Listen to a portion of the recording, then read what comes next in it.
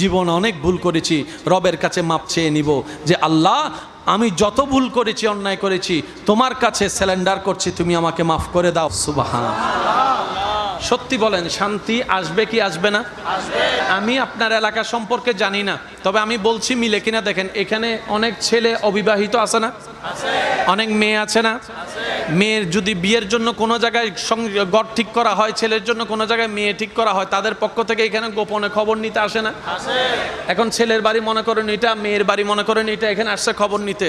যদি জিজ্ঞেস করে ভাই অমুকের মেয়েটা কেমন, সে শুই নাই বুঝতে পারছে যে কেন আসছে, তার হাত ধরে এটাই না সাত দোকানে লয়ে যাই, মাইয়ার খুঁজে ভান নাই না, ছেলের জীবন নষ্ট করার ইচ্ছে হয়েছে আপনার না? এমন ভাবে শুনাই দেয় ছেলে মেয়ের ব্যাপারে বনি দিয়ে, বিয়েটার আগাতে দেয়। এবার তাকে একজনে জিজ্ঞেস করছে তুই কি মেয়েটাকে চিনস? কয় না। তো বললি যে? এমনি শখ করে বলছি যে। সত্যি করে বলেন আছে না নাই?